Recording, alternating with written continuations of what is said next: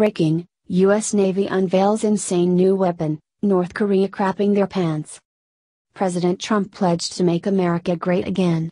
On the campaign trail he promised when it came to our military, he would rebuild it and return it to one of the finest. Trump promised he would increase the size of our troops, adding 350,000 soldiers to our U.S. Army and adding 10-15 battalions to the U.S. Marine Corps. He also said he would add 1,200 fighter aircraft to the U.S. Air Force, as well as 350 surface ships and submarines to our U.S. Navy. It looks like President Trump is keeping those promises as he begins to rebuild our depleted military into one of the most elite ever in history. In January, President Trump signed an executive order to launch the great rebuilding of the armed forces, which will include new ships, planes, weapons, and the modernization of the U.S. nuclear arsenal. Our new military under President Trump, well, let's just say it's going to be big league.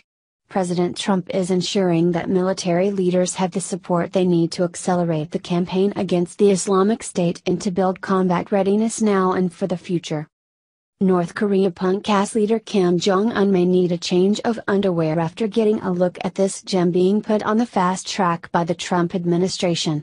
ISIS acting up? Boom. Syria? Boom. Kim Jong-un? Boom. Yeah. Depends. Just saying. Depends.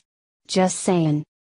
As America's first all-new carrier design since the Nimitz in 1976, the Ford class will serve at least into the 2070s. But many of their escorts will be late-model Arleigh Burke-class destroyers, so-called Flight 3 updates of a 1980s design whose first ship, DDG-51, was commissioned in 1991. That's why the Navy is brainstorming a next-generation future surface combatant, aiming to solicit design proposals from industry around 2020. DDG's a great class of ship. But we're never going to build Flight 4, we need to move on, Moore said. It's probably time for us to work from a clean sheet. Moore is on a steering committee for the Clean Sheet Future Surface Combatant, along with 3-star counterparts from the Navy staff, UPNAV, and the operational fleet. The idea is to have warfighters, shipbuilders, and budgeteers working together from the start, instead of one group coming up with unrealistic requirements for a super ship the others can't build or can't afford. What does this mean for our enemies?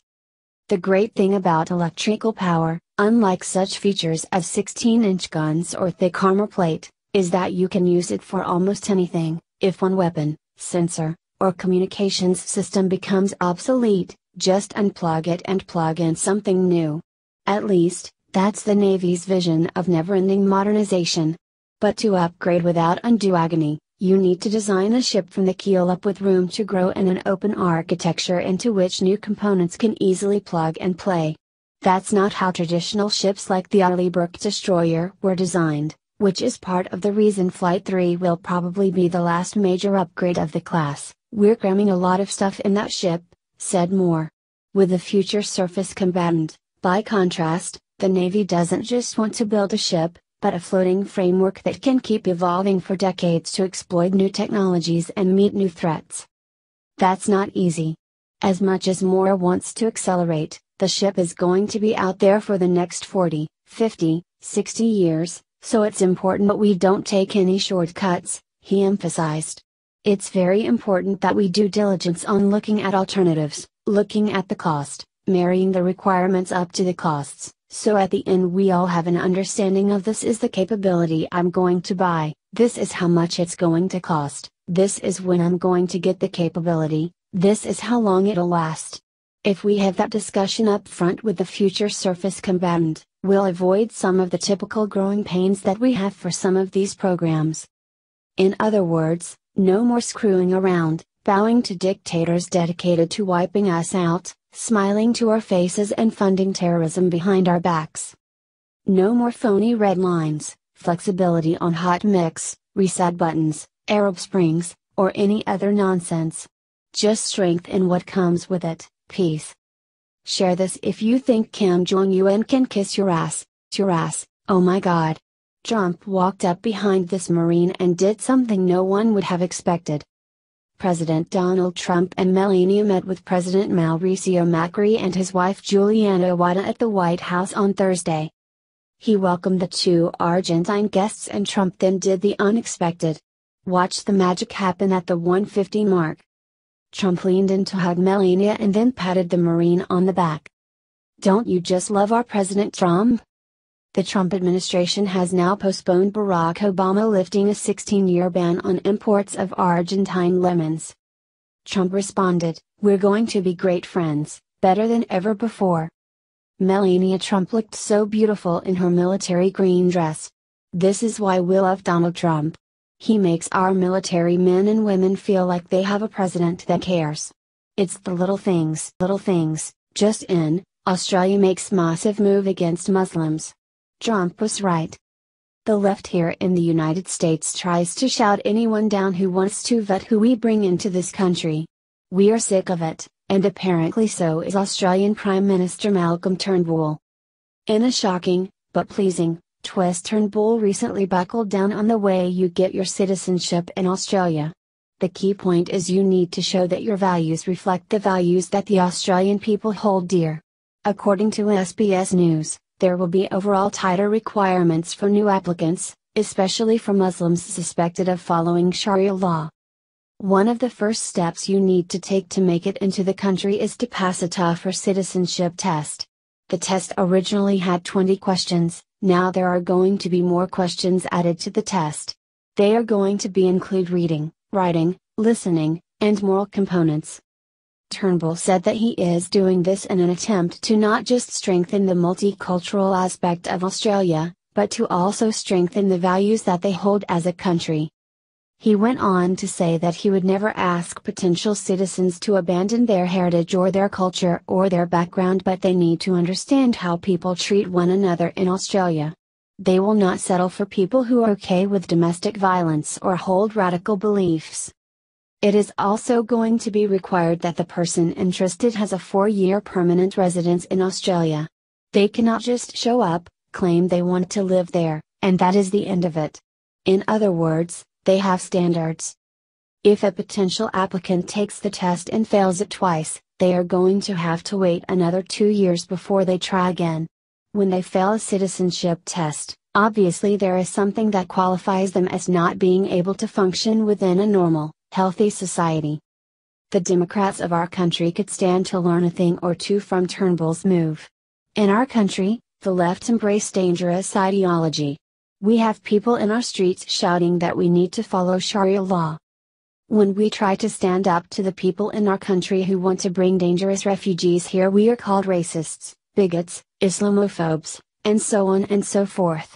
But Australia has set a new standard that we should look at very carefully. There is a lot that we can learn from their new setup. We are just waiting for the left to start yelling that the entire country of Australia is racist. It would not surprise us if the left tried to take this approach. They have already shown that they will actively attack anyone who thinks differently than they do. A message is being sent through the world that we are not going to settle for this irrational behavior, and that we are no longer willing to let refugees come here unchecked. Our guess is, the crime rate in Australia is going to drop immensely due to this move. They are going to end up happier, safer, and better off than they were before thanks to this new stricter system. We need to adopt something similar as soon as possible. Do you think President Trump is going to follow Turnbull's lead? Please share this story on Facebook and let us know because we want to hear your voice.